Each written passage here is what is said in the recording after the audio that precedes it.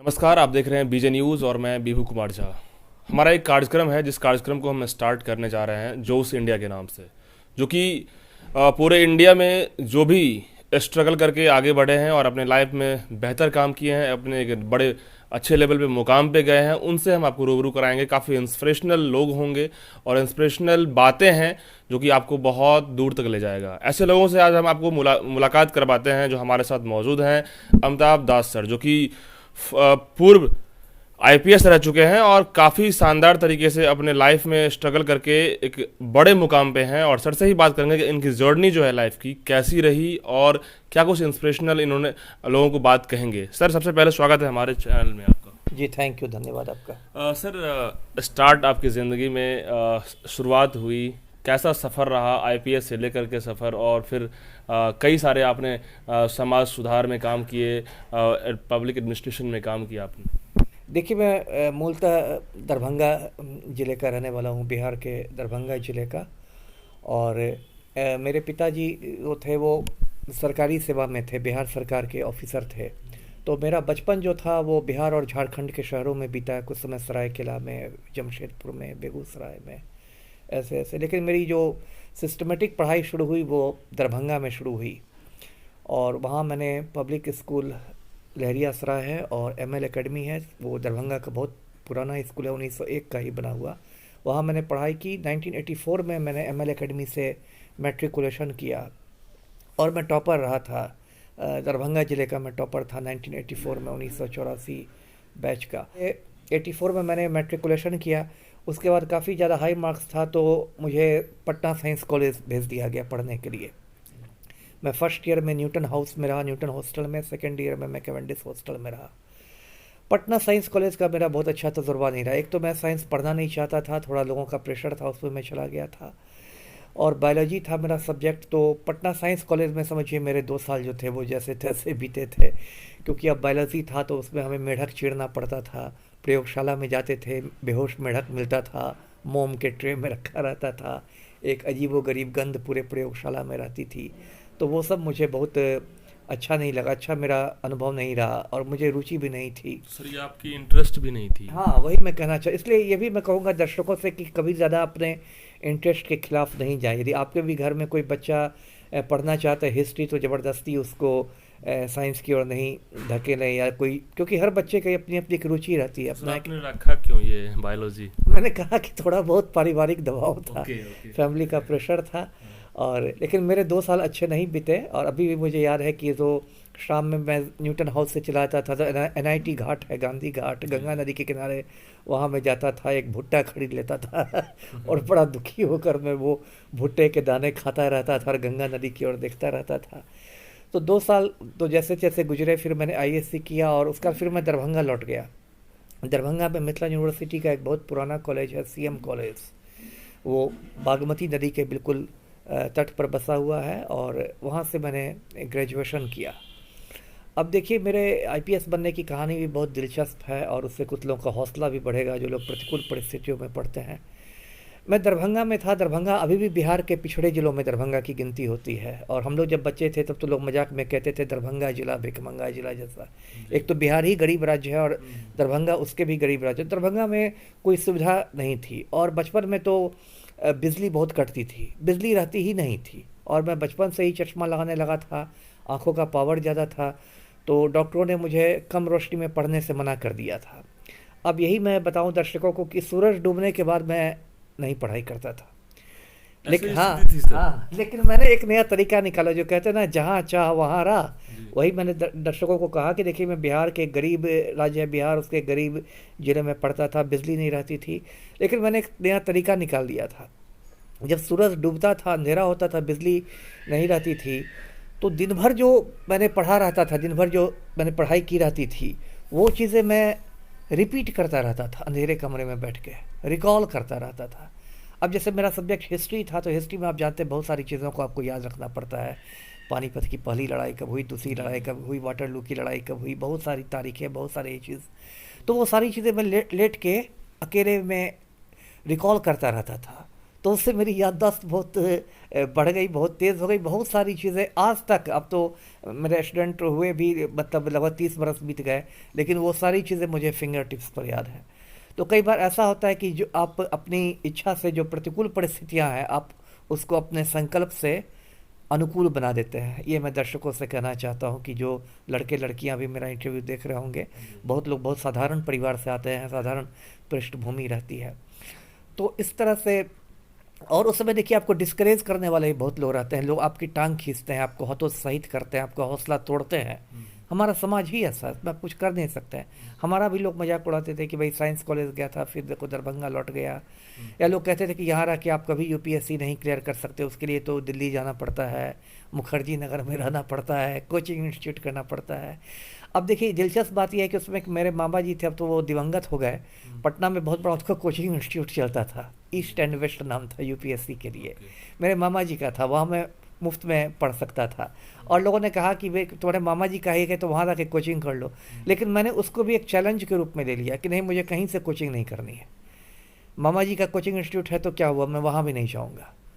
और देखिए अब लगन कहिए जो कहिए, देखिए फर्स्ट अटैम्प्ट में मुझे इंटरव्यू कॉल मिल गया।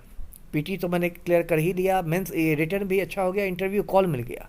अब उसका भी देखिए किस्सा, में तो बहुत छोटे शहर में रहता था, दरभंगा में, और ये मैं उस ज़माने की बात कर रहा हूँ।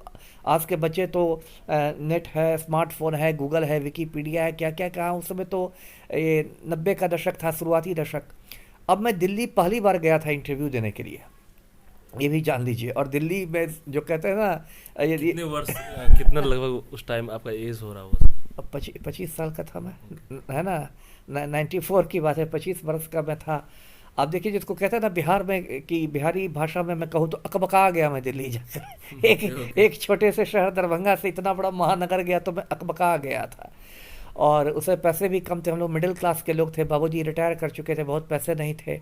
तो दिल्ली में गया तो मैं, पहाड़गंज है दिल्ली स्टेशन के पास ही, पहाड़गंज में बहुत छोटे छोटे होटल हैं, सस्ते सस्ते होटल हैं। ये जो मेरा फ्लैट इतना छोटा है, समझिए कि इस फ्लैट का भी मैं वैसे 2 होटल बन जाएंगे, इतने छोटे छोटे होटल हैं, वो सस्ते सस्ते होटल हैं। तो पहाड़गंज के मैं होटल में ठहरा।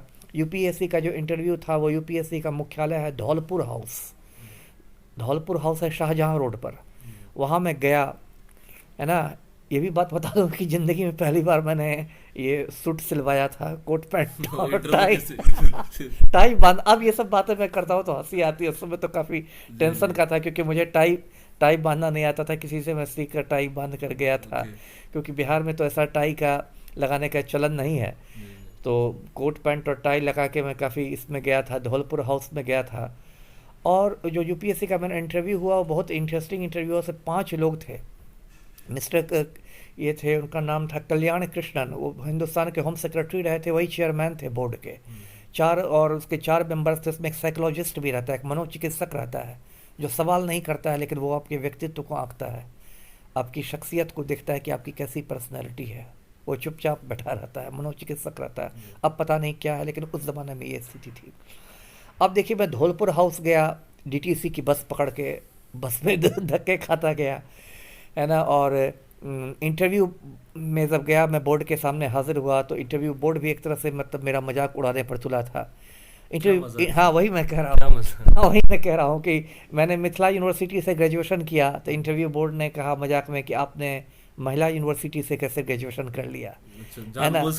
हाँ, जानबूझकर वो लोग टांग खींचते हैं ये देखने के लिए, हाँ ये देखने के लिए कि आप कितना घबराते हैं या कितना उत्तेजित होते हैं। एक बेसिकली इंटरव्यू जो रहता है वो तो आपकी पर्सनैलिटी का टेस्ट है ना, क्योंकि आपका जो नॉलेज है उसका टेस्ट तो रिटर्न में हो चुका है, वो तो मेन एग्जाम में हो चुका है। इंटरव्यू क्या है, वो तो आपकी पर्सनैलिटी का टेस्ट है कि आपकी कैसी शख्सियत है, आप अफसर बनने लायक शख्सियत है या नहीं है। तो उन्होंने कहा कि आपने महिला यूनिवर्सिटी से कैसे ग्रेजुएशन कर लिया। फिर मैंने कहा कि नहीं, महिला यूनिवर्सिटी नहीं, मिथिला यूनिवर्सिटी है। फिर उन्होंने कहा देखिए, ओहो ये मिथिला यूनिवर्सिटी, अच्छा अच्छा। और लेकिन इंटरव्यू मेरा बहुत अच्छा गया। देखिए इंटरव्यू मेरा इसलिए अच्छा गया क्योंकि सामान्यतः जो होता है यूपीएससी में 15 से 20 मिनट में वो निपटा देते हैं। उनका इंटरव्यू जो होता है 15 मिनट में, समझिए वो समझ जाते हैं आप कितने पानी में हैं, और 15 मिनट में वो आपको चलता कर देते हैं। मेरा इंटरव्यू 45 मिनट तक चला, 45 मिनट्स, ये बहुत रेयर चीज़ है। और मैंने अपनी हॉबी में लिख दिया था हॉबीज़ पूछते हैं फॉर्म में कि आपकी हॉबीज़ क्या, आपके शौक़ क्या हैं, तो उसमें मैंने लिख दिया था, एक कई हॉबीज़ लिखी थी, उसमें मैंने ये भी लिया था वाद विवाद, यानी डिबेटिंग। तो इंटरव्यू बोर्ड इसलिए मैं कहता हूँ लड़के लड़कियों से कभी भी वो सब ईमानदारी से भरना चाहिए, यानी कि हॉबीज़ भरना है तो कुछ भर दीजिए, सच में जो आपकी हॉबीज़ हो वही जो भरिए, फैक्ट है भरिए, नहीं जो तो फिर फैक्ट है क्रॉस भरिए, क्वेश्चन होगा हाँ नहीं फिर तो वहाँ आप पकड़ा पकड़ा जाइएगा। जाइएगा। तो इंटरव्यू बोर्ड ने कहा कि ठीक है आप डिबेटिंग करते हैं, एक अभी आपको टॉपिक दिया था है, 2 मिनट में उसके पक्ष या विपक्ष में बोलिए। अब देखिए अगर मैंने झूठ कहा रहता डिबेटिंग में, मैं मास्टर नहीं रहता तो वहाँ पकड़ा जाता, लेकिन सच में मैं डिबेटिंग करता था और मुझे प्राइजेस मिलते थे। मैंने कहा कोई टॉपिक दीजिए, और मुझे याद है उसमें टी एन सेशन साहब थे, चीफ इलेक्शन कमिश्नर, उनसे जुड़ा हुआ कोई वो दारू जी के टाइम का। उन्होंने टॉपिक दिया और बहुत अच्छा मैंने 2 मिनट में उसके पक्ष विपक्ष जो भी मुझे समझ में आया मैंने कहा, और इंटरव्यू बोर्ड ने उस पर ताली भी बजाई। ये भी इंटरेस्टिंग बात है, जब मैंने 2 मिनट में ख़त्म कर दी बात तो इंटरव्यू बोर्ड ने कहा कि हम लोग को ताली बजाने का मन कर रहा है, और उन लोगों ने ताली बजाई।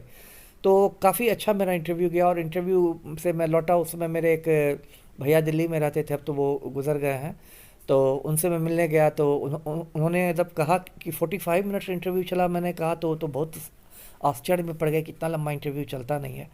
तो इंटरव्यू मेरा बहुत अच्छा गया था। और फिर ये बात है, अब चूंकि बात चली पड़ी है तो बातें याद आ रही हैं। इंटरव्यू के समय ही एक मेडिकल चेकअप भी होता है सारे लोगों का, जितने को इंटरव्यू कॉल आता है सबका मेडिकल चेकअप होता है। मेरा मेडिकल चेकअप हुआ, वो राम मनोहर लोहिया अस्पताल है दिल्ली में। अब ये जून का महीना था, जून 94 की बात है। अब दिल्ली में आप जानते हैं कैसी गर्मी पड़ती है, समझिए आग बरसती है। तो मेरी तो हालत ख़राब हो गई, सुबह से शाम तक इतना थॉरो मेडिकल चेकअप हुआ राम मनोहर लोहिया हॉस्पिटल में, सुबह से शाम हो गई, और मुझे तो लगता था अब बेहोश हो जाऊंगा, तब बेहोश हो जाऊंगा। कम से कम दरभंगा छोटी जगह थी, लेकिन उतनी गर्मी नहीं पड़ती थी दरभंगा में उस समय, तो और भी बहुत सारे तालाब थे। अब तो दरभंगा भी थोड़ा प्रदूषित हो गया, उसमें मेरे स्टूडेंट लाइफ में तो बहुत सारे तालाब थे, खुला खुला शहर था। दिल्ली में मेरी हालत ख़राब हो गई थी, लगता था राम मनोहर लोहिया अस्पताल में मैं बेहोश होकर गिर जाऊंगा। तो सुबह से शाम तक खैर मेडिकल चेकअप में सब कुछ ठीक रहा, क्योंकि उसमें जैसे आईपीएस की एक मिनिमम हाइट होती है, वो हाइट देखा था उससे अब कम है, 165 सेंटीमीटर लड़कों का है। या आपका देखा था कलर ब्लाइंड तो आप नहीं, यदि कलर ब्लाइंड है तो फिर आप आईपीएस नहीं बन सकते। ऐसे बहुत बहुत सारे कड़े नियम हैं। उसके बाद मैं आ गया, मेरा रिजल्ट निकला है। जब रिजल्ट निकला तो उस समय ये नहीं था, ये ईमेल ये वाला ज़माना, इंटरनेट वाला ज़माना नहीं था कि आप नेट पर देख लीजिए। मुझे दिल्ली से ही फ़ोन किया, जो मेरे चचेरे भैया वहाँ रहते थे, उन्होंने कहा। फिर मैं मसूरी गया, बहुत लंबी कहानी है। मसूरी में हमारा फाउंडेशनल कोर्स होता है, जहाँ आईएएस आईपीएस सबका साथ होता है, लाल बहादुर शास्त्री एकेडमी में।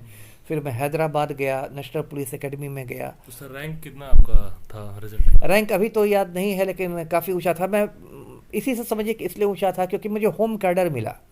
देखिए बिहार से बहुत लोग यूपीएससी में कम्पीट करते हैं, तो किसी बिहारी के लिए अपना कैडर मिलना, यानी बिहार कैडर मिलना थोड़ा कठिन होता है, क्योंकि तो अखिल भारतीय सेवा है।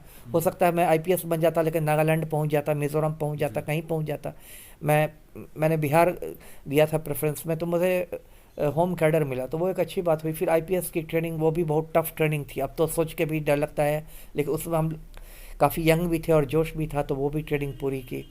फिर जो मेरा करियर रहा, आप कह सकते हैं 24 साल तक मैं आईपीएस ऑफिसर रहा, आईजी लेवल तक था, तो वो भी काफ़ी मार धार और एक्शन से भरपूर रहा। और फिर बहुत सारे राजनेताओं से लड़ाई हुई। मैं ये भी दर्शकों को बताना चाहता हूँ कि ऐसी लड़ाई हुई कि मुझे समय से पहले रिटायर करा दिया गया, और अभी भी मैं कोर्ट में केस लड़ रहा हूँ। हो सकता है 1-2 साल बाद फिर मैं आपको आईपीएस ऑफिसर के रूप में दिखूँ। अभी मेरा मामला न्यायालय में है, सुनवाई पूरी हो चुकी है।